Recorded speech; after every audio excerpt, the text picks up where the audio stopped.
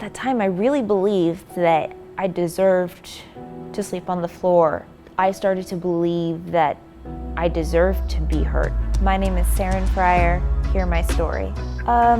First 10 years of my life was great. I had two wonderful parents. I had two younger brothers who were super annoying, but I loved them. I was raised in a Christian home.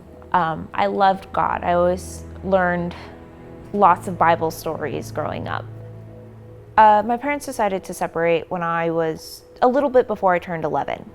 I'll never forget the night. It was on St. Paddy's Day, and we had gone to an Irish music festival that day, and we came home, and it was kind of late, but it was a Saturday night, so I was still up and I was drawing in my room. I remember hearing something break downstairs, and I assumed that my mom was unloading the dishes and she had dropped a glass or something, so I didn't really think much of it. But one of my younger brothers went downstairs to check it out, and I remember hearing him start yelling, "Mom, what are you doing?" and run back upstairs. So I got up and went to see why he was so upset, and he said that my mom had broken an oil lamp that my dad got for her in Ireland, and that she had started ripping up wedding pictures. And at that time, I knew that my parents had been having some issues, but I thought that they'd worked through it, and I didn't have these issues. Later I found out these issues had been going on for really my entire life. They weren't a new thing. They weren't a little thing that they were going to get over. And they decided, the next day they sat us all down and told us that they were going to be filing for divorce. And this also meant that we would be moving back to Texas, because that's where our family was. And at that time, I thought it was the end of everything. I didn't understand how my parents could break this promise that had always been there, that we would always be a family, the five of us. So I felt responsible for my brothers, and I felt betrayed by my parents, and I felt like I need to learn how to live in this new world that I've never been to before. I need to learn how to take care of myself, because obviously my parents aren't going to do it, and I have to take care of my brothers too, so they can't take care of me. Looking back, I don't think I really needed to do it, but there were other people. We moved back to Texas, and I had grandparents and aunts and uncles, and I had just had everything crumble around me, and I felt so alone that I didn't think to look up and try to find other people, the people who were there to help me.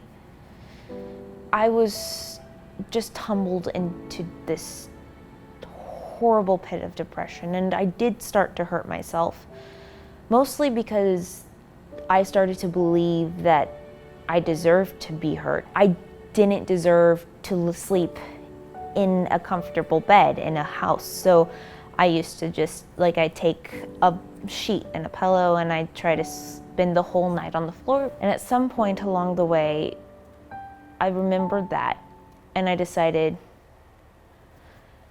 that this wasn't going to be the end of me, that this season of my life wasn't going to be the last, that I wasn't going to kill myself, I wasn't going to give up, because I was a young teenager. I still had so much life to live. I still had high school and college and a career, or or getting married and having kids of my own.